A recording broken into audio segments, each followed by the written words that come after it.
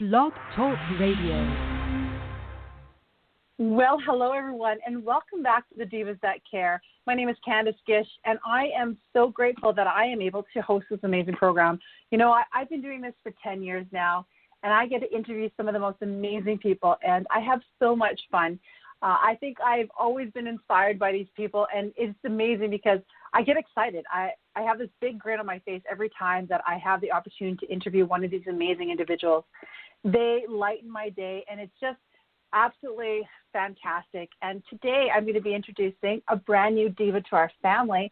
And I had the opportunity to chat with this amazing woman the other day. And you know what? She made me laugh. And it was probably one of the most interesting, great calls I've had, like an introduction call I've had with one of our divas. And it was so much fun. So I know that each and every one of you is going to love her. And let's get started. Well, Carrie Ulrich, welcome to our show today. Thank you for the introduction. I won't live up to it. I'm just saying that right now. But no, and I can feel the smile coming from you, and it's so much fun, especially with all that's going on right now, to just have a great conversation and feel someone's lovely energy through the phone. So thank you for hosting me and interviewing me. I am so excited, and you know what? It's going to be a great call, and I loved everything that we shared when we talked about the other day. But what I want you to do, if you don't mind, for the first couple minutes, could you share a little bit about yourself with all of our listeners today? Yes. So, hello. Where do I start? I actually, my main background was in psychology. That's what I studied. That's what I was really interested in. And I've kind of happened into corporate America and realized, well, you can do psychology in corporate America and they don't even know it. So subversive psychology, I like to call it. And you can really, everyone still brings their family baggage. Everyone still brings all their issues. They just don't think they're going to therapy, but they still are at work. So really, I was in a global HR program at a Fortune 500 company, and this is all new to me. I never thought I'd be in corporate, never thought I would do that kind of work, just thought I would do something else. I'd be a psychologist or something. And so really understood, I thought, wow, you know, as a psychologist, you can impact one person at a time. But in the corporation, you have the potential, especially in human resources, to impact thousands of people at one time. And if they're happier, right, they go home, they have a better life. So like, wow, you're really doing some kind of revolutionary work in human resources. So within that, and like the aspect of you could be very strategic, but at the same time, you still are working one-on-one with individuals. So it scratched that itch for me of organizational and strategy and thousands of people, and also being connected individually. So love the HR perspective. However, perhaps corporate and I didn't get along. I'm not very good with rules and hierarchy. This is coming from an HR person. So, but that kind of the machine needs to operate as a machine, as the corporate machine. Not my really great strength to do that. So when I moved out to California, I'm from the Midwest, I moved out to California. And at the same time, one of my former colleagues moved out to California, and we always talked about starting our own business. And while this was happening, one of my former colleagues, Monica Freedy, and I were writing this book about HR. And we thought, you know, we complain about HR, we're in HR, we complain about it, that it needs some foundational skills. In HR, there's people always talking about strategic HR and having a seat at the table. And we saw these folks trying to be strategic, but at the same time really lacking fundamental skills. And we said, well, you can complain about it or you can do something about it. And at this time, I already graduated with my PhD because education is so important to me. So I graduated with my PhD, and I thought, well, you got to write something. And so we wrote a book called The Way of the HR Warrior, and it's all about foundational skills for HR. And so now our consulting business is based on helping companies with HR, so that, again, that organizational view, but also individuals as HR professionals, because I really do believe they're the cutting edge of helping these companies turn things around, creating good environments. I'm happy at work. I go home, like I said, and I'm happy at home. So you're these revolutionaries, and I love that. So that's my, not very short, Candice, but at least it's much shorter than 2 hours of I grew up in, so I didn't do that at least. But yeah, that's where I'm at today. Well, I love it. And, you know, we don't have the opportunity to talk to a lot of people that are in human resources. And when we had a chance to chat. I'm like, this is fantastic, because when you think of somebody in resources, you kind of get scared. And it's kind of the stories that I've always heard. You know, they do have a bad reputation, and it's not their fault. And I think that you're really trying to change things around, and you know, make it fun for them, make it that it's going to be a good thing. Yeah, I think, you know, we have a very bad reputation. Even my son, who is only 12, has watched The Office. It's one of his favorite shows. And for those of us who have watched The Office, and Toby Flenderson, he's like, that's what you do? I'm like, no, that's not what I do. But like you said, most people know HR because they hire and fire. And they have again, so many TV shows make fun of HR, and some of it is well-deserved. Sometimes we're very tactical and we don't fight for the business and the employees. Like, we're not very good sometimes, just like in all professions. The problem is that everyone interacts with us, right? So if you're a bad accountant, maybe not that many people know about it, but if you're a bad HR person, the entire organization might know about you. And then that, of course, they tell two people, and so on and so on. And so HR as a profession, I love underdogs. And so as a profession, it's an underdog profession, because people really are like, ugh, humans, ugh, I don't want to deal with that. And it's kind of underpaid. It's now becoming very heavily female-oriented profession. Okay. And so there's a whole issue of what's our pay look like? Is it even disrespected more because now it's becoming more feminized? So you have that going on as well. So as the HR profession, we need to, that's why we called it warriors, because there is something about, like, you need to be a warrior about it. And it's not that it's also, it isn't respected. And then at the same time, it's a really hard job, because you are dealing with really complex issues that are very devastating to people and the organization, and you have to absorb all that. So it's a difficult profession. It doesn't get the respect that it deserves.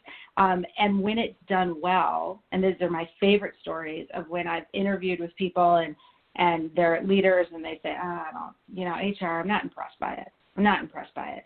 And then I work with them. They're like, oh my God, this is what HR could be. It could be a true business partner.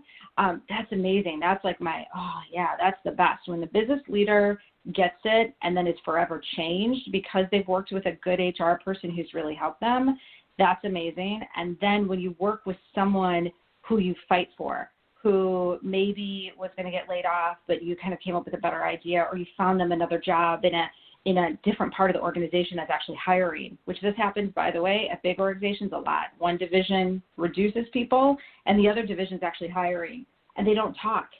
So you're in the same company. They're reducing people, and yet there's open jobs. And so we were always trying to find people positions, and that's so rewarding, because you're like, you know what? This person could pay his or her rent. This person now goes home and has a better family life because we saved their job. So you get the organizational high and you get the individual high. But it's a tough profession, and it's not for people who, when I would interview with people, they would say, why do you want to be in HR? They're like, because I like people. And I'm like, that's not going to work. I mean, you have to like people at some level, but if you're only doing it because you think people will like you, right? People will like you, and it's like fun and games. It's so wrong. It's really difficult work, and you have to respect people, but you also have to respect the company. And so if your first thing is, I like people, I'm like, oh, you're going to be so sad in this role. It's sad. So yeah, it's a tough profession. It deserves some more respect, but a lot of professions do. HR is not unusual with that. Wow. And I love that you go out there and you speak about it. You are a professional speaker, like you do all this, but do you go to universities or even high schools to share what this is all about? You know, it's great that you said that. Sorry, I'm going to cough. I'll put you on mute. Of course that happened. So, you know, it's funny. It's one of because we have a little bit of downtime now with COVID-19, I'm looking at, okay, how do I because the book is such a fundamental book, right? It's for beginners, but also if you're tenured, you'll read it and you'll go, I learned a couple things. And so I'm actually reaching out to universities now and the professors to say, hey, how can we get it into curriculums? And then also any high schools that are doing career orientation, it would be great to talk to people about it, because the book lays out what you need, the skills you need, which is really any leadership you need courage, you need humility, you need accuracy, you need resiliency, you need goal orientation, and you need exemplary. So whatever job, right, you need those qualities. Yeah. And that's what we outlined in the book, but we're just very specific to HR. But yes, I want to get more involved in that. In fact, I've just volunteered for a place. It's in California. It started in San Francisco, and it's helping first generation college students, right? So they're the first in their families to go to college. And, if you don't have anyone in your family, you don't know how to apply. That's a lot of paperwork. It's overwhelming.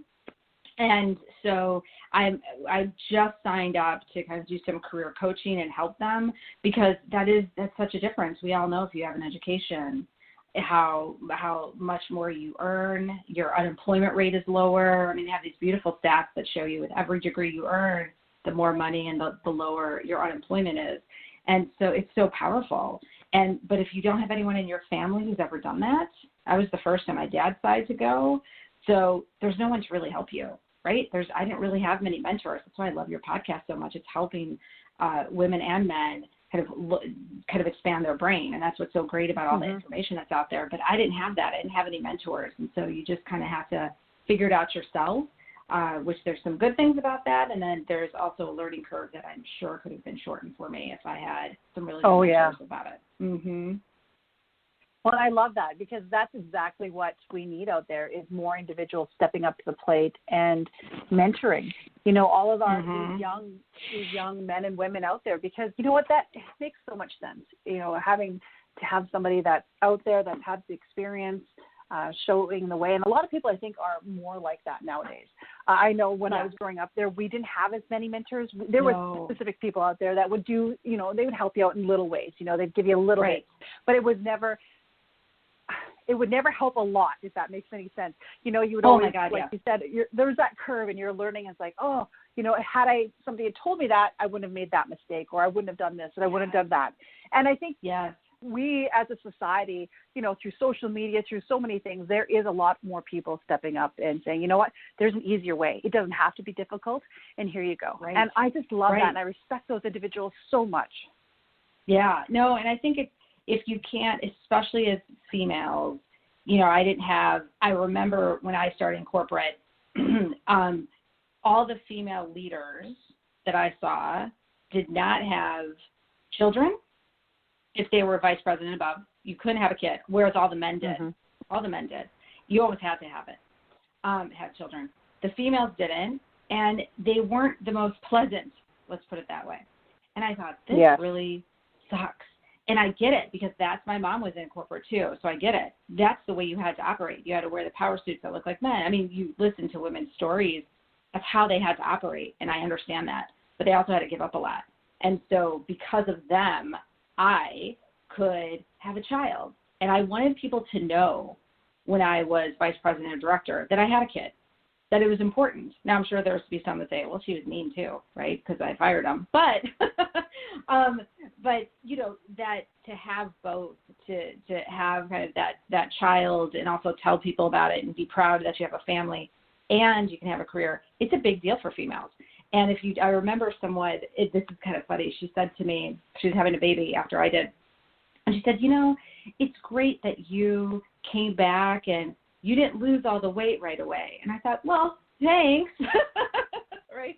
Like, okay. Oh, yeah. But it showed how they were watching me, and you forget, the higher up you get, that all these young people are watching you. And it made a difference to her. She didn't have as much pressure on her that I didn't come back like a size 2, right? I've never been a size 2, so if I came back as a size 2, that'd be impressive. But like that, you know what I mean? But it just showed me, I'm like, oh my God, they're really watching you.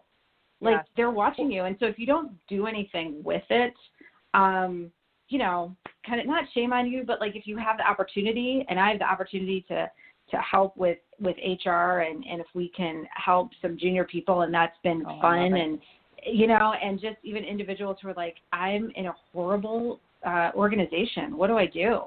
I'm like, okay, well, what are your long-term goals? How are you going to do this? How can you make a difference? And just talking through it with them.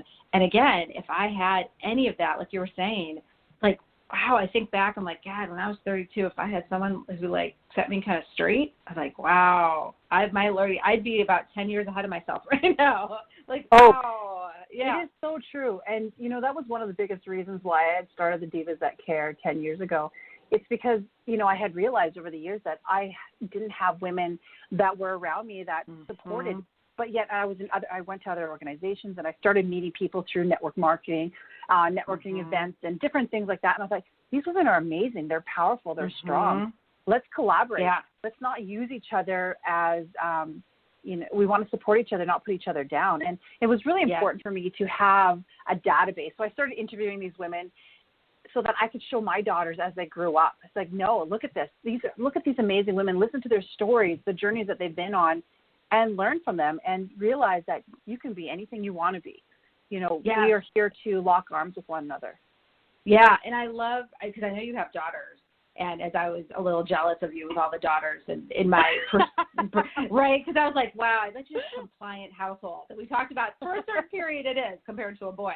But I have and so I think when I was pregnant, we did not know the gender of the child until he was born, right? So we kept it. We didn't want to know. We thought this is a surprise. So we kept it a surprise.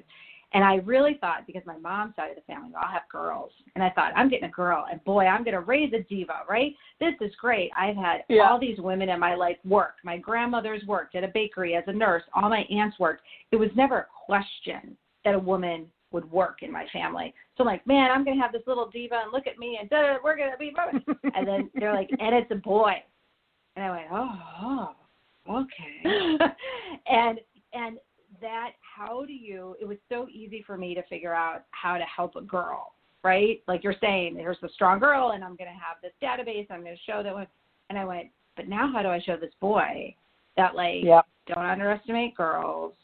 We're equal. Do you know what I mean? Like all of this. And I'm like, wow. And all the pressures that he has as a boy to act a certain way. And it's really interesting to try to raise him. Yeah, to try to raise him like that. And I think, you know, one of my greatest accomplishments is one day I was telling him about he knows about wage issues, right? That like women don't get paid as much. And he was like, wait, what? Why? That's so stupid. Why aren't they paid equal? And I'm like, well, you know, we explained it. And he goes, so that means you don't get paid equal at times? I said, 100% guarantee it. Because I'm in HR. I see the salaries. Like this isn't made up stuff for me. I see the salaries. And he goes, huh. And then about a month later, we were talking about getting a mammogram. He's like, what's that? So then, these are weird things you have to explain to a child. And I'm like, well, you know, they do. And he just looked at me, and I'll never forget this. He goes, God, it really sucks to be a girl sometimes, doesn't it, Mom? You don't get paid equal. Your boobs get smushed. And I said, right? And he just looked at me. He's like, man, kind of tough. And I went, thank you. And I said, I just want you to remember that sometimes when you're out in the world and you don't realize how hard it is for someone else. And he's like, I get it. And so I just went, yes. But that's my big thing is how can you help boys understand that versus demonize them, which I've said my fair share of stuff about, you know, men, don't get me wrong. But how can you now raise this man to understand that everyone's kind of equal and not buy into, because society doesn't tell them that. So it's really interesting, and it's been quite a journey to raise a boy versus my assumption was I was going to have a girl. And boy, wouldn't that be easy, quote unquote. Well, right? I think that you're doing a great job. And, you know, kind of going back to the beginning, I always thought I was going to have boys. It shocked me when I had girls because I was such a tomboy growing up that I did not know what to do with the girls. So it was all the Isn't it funny how the universe gives us what we don't want? It is crazy. And, you know, I laugh because, you know, people look at me, you are such a tomboy. You have 4 girls now, and you have a show about women. I'm like, I know. Could you ever have imagined this when I was growing up? I'm like, no, this is just, and it's the journeys. And it's just so amazing to me when I listen to stories of people's lives. It brings a smile on my face because, you know what, we don't know what's going to happen in our lives. You know, we just go with the flow of things. And I think I mentioned to you our quote in our family is just keep swimming, because you know what, you just have to keep swimming in life because you just don't know where it's going to take you. Well, and you're so right. And by the way, if I remember correctly, your daughters are water polo, right? So that's not a typical, like, I was like, that's a really tough sport, as we talked about, but so I'll talk about swimming. But you're right. And so how do you help that with your children, that perseverance, but then also at work and when you're mentoring? And again, with COVID-19, how do you go, okay, yeah, it sucks. Do not get me wrong. And I'm certainly affected by being my own, self-employed person. But how do you realize, okay, in the grand scheme of things, in the grand universe, this is a dot, right? And how do you get through it, and how do you manage it, and how do you have that resiliency, and how do you keep swimming and be flexible enough to what happens to you, but also still have goals, right? So you don't want to be so whatever happens, happens, and you never have a goal. But you also can't be so rigid. And I've seen quite a few, women that I've coached where they get very lax, like, I'm going to be married by 32, I'm going to have a kid by 35, and I'm going to be vice president at 34. You're like, well, but what if life doesn't take you? You know what I mean? Like, what if life, like, you make some pretty, if I said I had to get married at 28, I would have married probably someone not so great, right? But I was like, he's not great. I'll find someone else, or not, because it doesn't really matter. And I found someone. But to hold yourself to that rigid, because people really, especially in corporate, get very hooked on the title. So like, well, if you're not a vice president by this, age, you're in trouble. If you're not a director by this age. And so I would always counter it with, well, who cares? What if you had a great experience? And that would lend you, that lends to an amazing experience down the road that you don't even know about. And who cares about the title?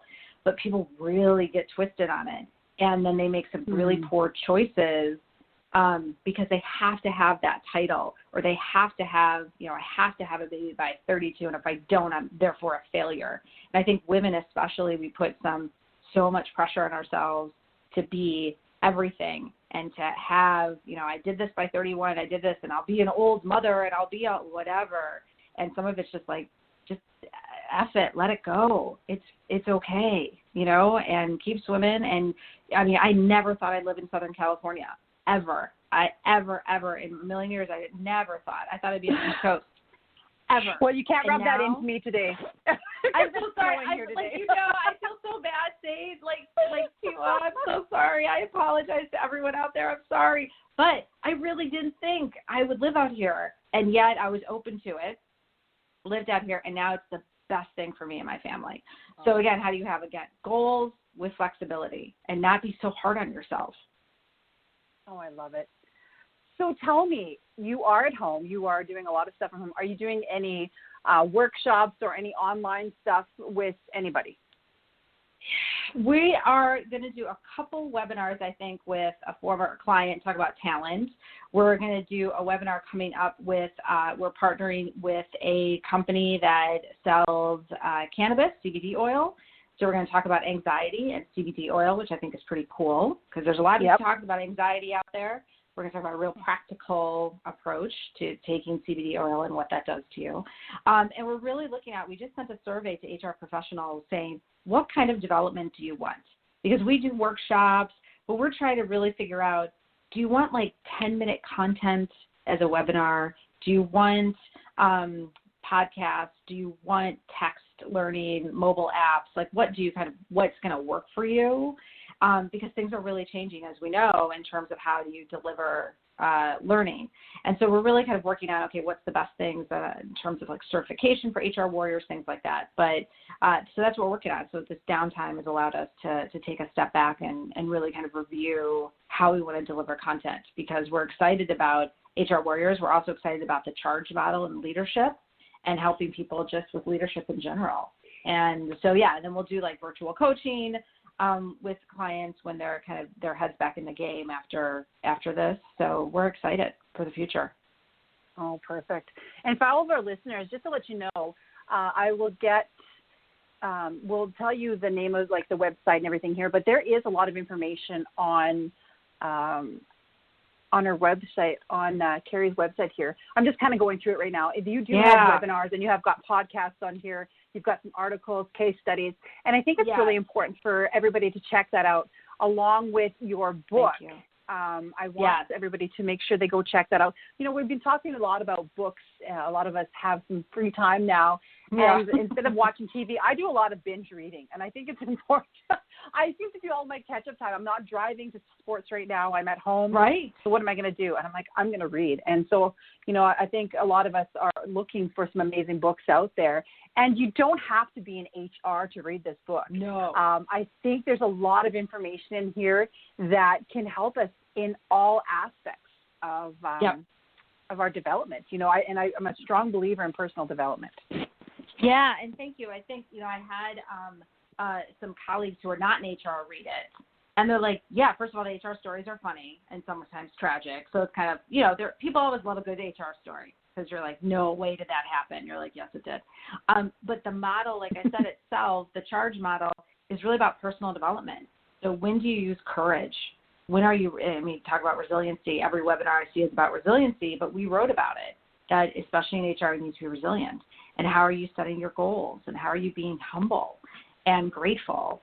So it is it's an easy read. I mean, I didn't want to make it, I've read enough wonderful books that take you hours and hours to get through. That was in my PhD program. We know business people read like 3 bullet points. And we have a lower attention span now than a goldfish as humans. We used to have we used to be a few more seconds than a goldfish, and now we're less. So we made it like really just fun and easy, and more of a workbook that you could go through and ask yourself some questions and add to your development plan. So it's easy to read, but hopefully impactful and insightful, because I don't want to waste anyone's time. I don't want to just write something that's just full of fluff and you're like, well, that was a waste of an hour or 2 hours of my life. I don't want anyone to say that. So hopefully you get some nuggets from it and it makes an impact. Oh, I love it. And as I said, I'm going to be posting your link on all of our social media today. Do you want to say what your website is so that they can kind of go check it out? Sure. You can go to Abracci Group. So it's ABBRACCI group.com. So you can find everything there. And Abracci means hug in Italian. So embrace. And so that's what we're doing. I love that. Right? Isn't that great? We love that. Yeah. So we're embracing chaos because that's HR, right? It's always like something. So we embrace that, but we also just embrace people and their journey and wanting to get better and develop. So we love our name. It just embodies us. So we're so happy about that. Oh, I love that. Now that I know what it means, I'm like, that's beautiful. It's a great thing. And it's for all of us that can't get those hugs. We're going to do that virtual hug out there. Yes, virtual hug. I signed so many of my emails hugs, and I write virtual hug. Aww. But yeah, we're huggers for sure. Oh, that's perfect. Okay, so last question I'm going to ask you today. Is there any last-minute tips, tools, anything you'd love to share with our listeners? Tips or tools? I think just my tip, and I heard it yesterday. I was on this great webinar, and it's really just be nice to yourself. And I know people are like, ugh, but it really is like I heard, especially those of us who have children, it was like, let it go that they're watching too much screen time. It's fine. You know what I mean? Like it's being that flexible and just saying it is a unique experience right now.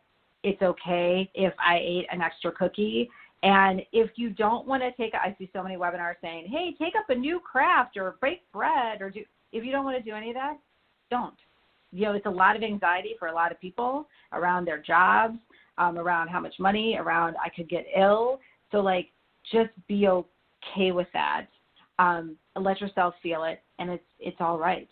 And it's okay to eat an extra cookie, and it's okay to watch something, or it's okay to binge read, and it's okay, and we'll get through it. And that's the resiliency piece. And take care of yourself. I love that. Thank you so much. That is a beautiful way to end the show today. Good. Thank you so much for having me. It's so much fun to talk to you. Oh, Carrie, I had a blast, and I hope that you come back on our program again. Anytime, you know that. And you know what? A big thank you to all of our amazing listeners. We've been doing this show now for 10 years. If any of you want to check us out or send our program to your friends and family, you can check us out on Spotify, iTunes, honestly, anywhere you can listen to a podcast. And you can check out our website at divasthatcare.com. We have some amazing hosts on the program. that are now hosting their own programs, and I want you to check them out. Their shows are absolutely fantastic. These women are extraordinary. So make sure you check them out and support all of that they're doing too. And I want to say a big thank you to my amazing guest, Carrie. I hope that you stay safe, Carrie. And I look forward to chatting with you again. And I look forward to talking with all of our listeners. You know, we love that all your comments, your questions. Make sure that you connect with us too. So I hope that you all have a safe, wonderful day and you do something kind for somebody out there. Until next time, everybody, take care. Bye-bye.